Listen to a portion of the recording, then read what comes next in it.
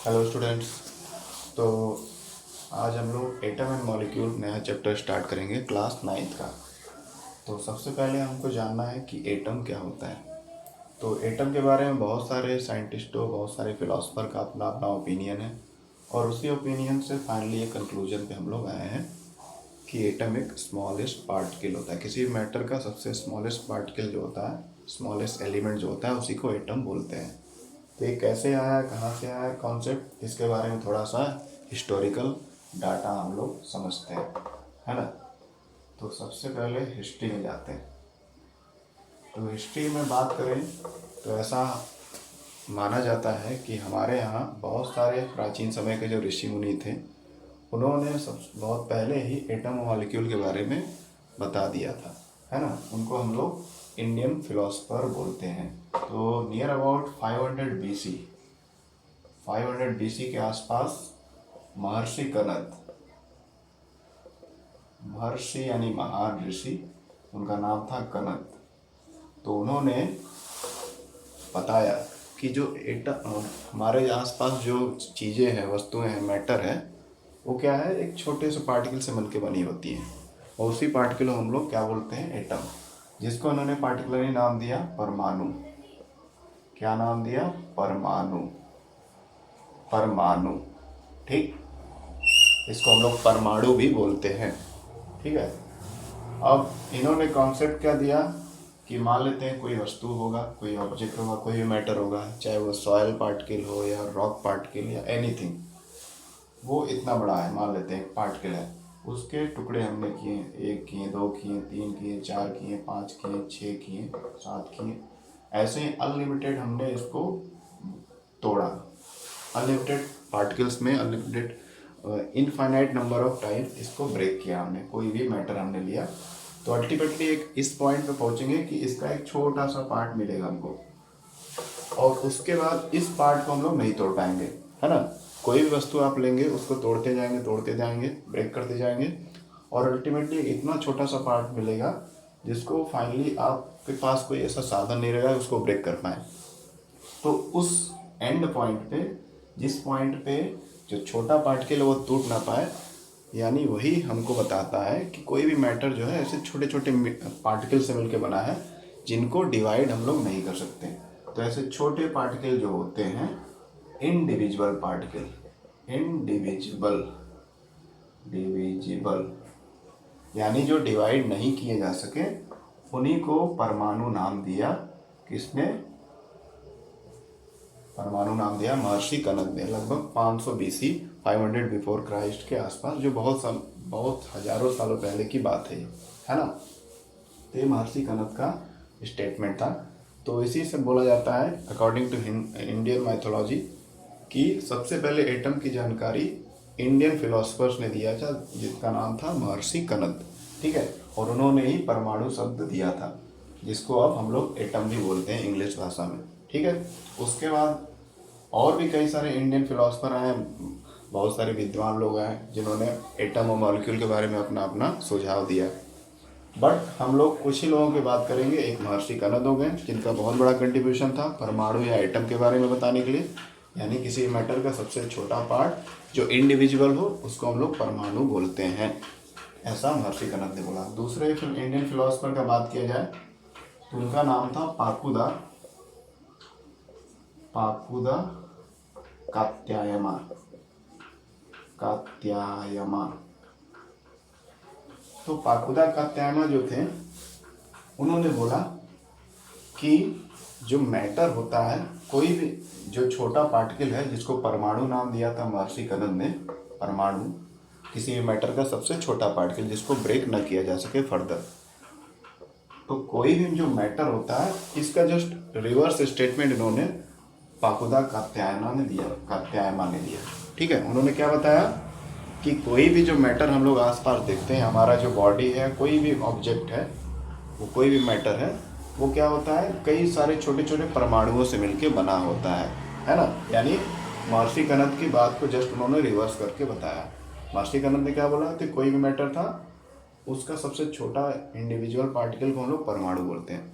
और पाकुदा कात्यायमा नाम के जो महर्षि थे, जो फिलोसफर थे इंडियन, उन्होंने बोला कि कोई भी जो मैटर होता है वो कई सारे इंडिविजुअल पार्टिकल यानी परमाणुओं से मिलकर या बहुत सारे एटम से मिलकर बना होता है। ये महर्षि पाकुदा कात्यायना का स्टेटमेंट था। ठीक है, तो ये दो जो फिलासफर थे, इनका जो स्टेटमेंट है, इनका जो फिलॉसफी का व्यू था, ये बहुत सालों तक चला और इसी से प्रेरित होकर बहुत सारे लोगों ने अपना साइंटिफिक थ्योरी दिया। ठीक, उसके बाद आते हैं ग्रीक फिलोसफर पे।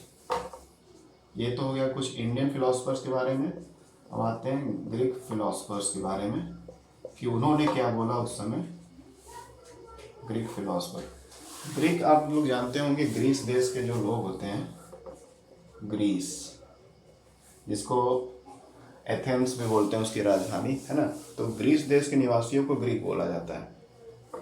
जो ग्रीस कंट्री है उसके निवासियों को, उसकी जो राजधानी कैपिटल है एथेंस है, तो वहाँ के लोगों को ग्रीक बोला जाता है। तो उस प्राचीन समय में 500 BC के आसपास के समय में कुछ ग्रीक फिलोसफर्स भी थे। उन्होंने भी साइंस के बारे में, एटम मॉलिक्यूल के बारे में अपना ओपिनियन दिया। तो दो जो बड़े फिलोसफर वहाँ के थे, सबसे पहले महर्षि कनद और पाकुदा कात्यायना के आसपास के समय के ग्रीस देश के जो थे, उनका नाम था, एक का नाम था डेमोक्रिटस और दूसरे फिलोसफर का नाम था ल्यूसिपस। तो ये दोनों जो फिलोसफर्स थे ग्रीस देश के, जिनको ग्रीक फिलोसफर बोला जाता है, इनका क्या कहना था कि जो भी मैटर होता है वो कई सारे इंडिविजुअल पार्टिकल से मिलकर बना होता है। ठीक है, यानी वही सेम चीज़ ये भी बोल रहे हैं जो हमारे महर्षि जो ऋषि मुनि थे पहले के, उन्होंने बोला था। यानी विज्ञान तो एक ही है, चाहे इंडिया का कोई स्टेटमेंट दे, चाहे किसी और देश का पृथ्वी पे कहीं पे भी दे, वो थ्योरी तो बदल नहीं जाएगी। तो सेम वही चीज़ हमको पता चलता है बहुत सारे पुराने लिटरेचर से कि इंडियन फिलोसफर्स ने जो बोला था, महर्षि कनद ने और बाकी लोगों ने, वही same to same almost statement मिला हमको अन्य देश के फिलोसफर्स के द्वारा। जैसे कि डेमोक्रिटस और ल्यूसिपस ने भी सेम बोला कि जो हमारा मैटर होता है वो कई सारे छोटे छोटे इंडिविजुअल पार्टिकल से बना होता है और उन इंडिविजुअल पार्टिकल्स को क्या नाम दिया गया, एटम। ठीक है, जैसे हमारे हिंदी भाषा में उसको परमाणु नाम दिया महर्षि कनद ने, उसी को एटम नाम दे दिया डेमोक्रिटस और ल्यूसिपस ने। ठीक है, लेकिन इतना ये सारा जो चीज़ हो रहा है, ये जितने भी स्टेटमेंट आए, इस पे कोई ज़्यादा एक्सपेरिमेंटल फोकस नहीं हुआ था। एक्सपेरिमेंटल एविडेंस बहुत कम थे। क्या समझे इसका मतलब? एक्सपेरिमेंटल एविडेंस कम थे, इसका अर्थ ये है कि अधिकतर लोगों ने अपना फिलॉसफी दिया, उस पर एक्सपेरिमेंट करके प्रूव नहीं किया कि जो ये लोग बोल रहे हैं वाकई में सही है। इस पर एक्सपेरिमेंटल कोई प्रोसीजर फॉलो नहीं किया, कोई एक्टिविटी नहीं किया। अधिकतर ये फिलोसफिकल वे में केवल बोल दिया, जो आगे चल के सही भी हुआ, बट उस समय उतने सारे एक्सपेरिमेंट परफॉर्म नहीं हुए थे।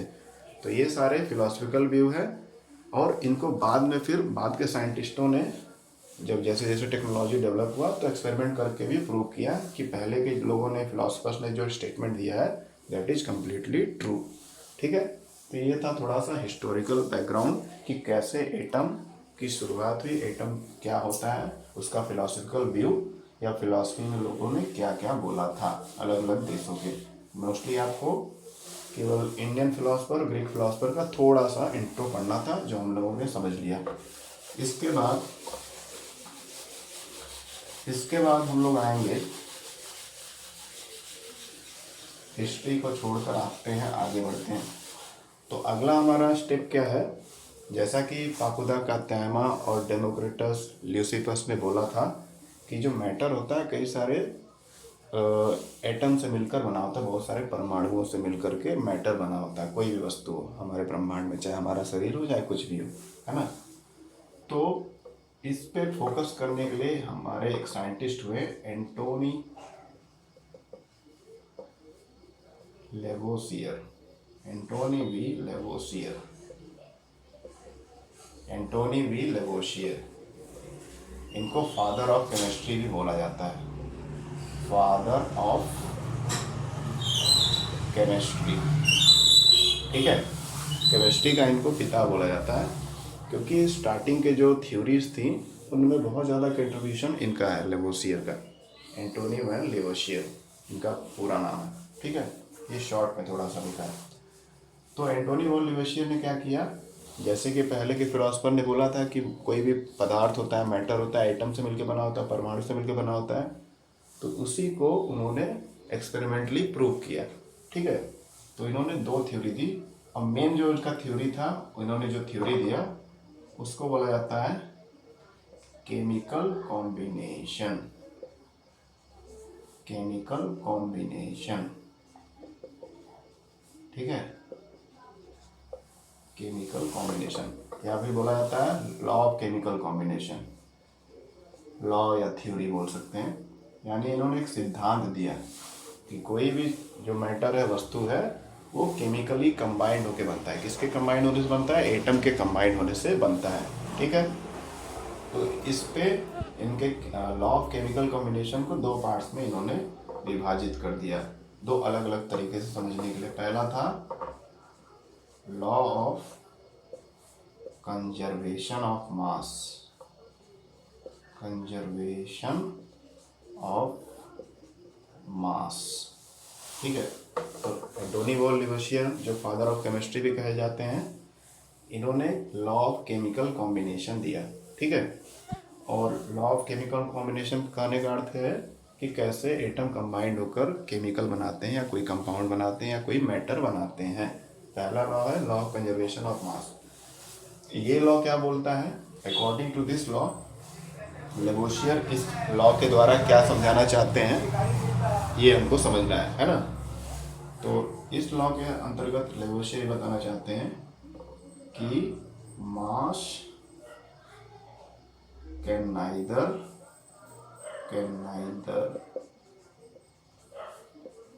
be created nor be destroyed। यानी कोई भी मास है, कोई भी वस्तु है, उसको ना हम लोग क्रिएट कर सकते हैं, ना उसको डिस्ट्रॉय ही कर सकते हैं। वो ब्रह्मांड में जैसे ही के तैसी ही है, ठीक है।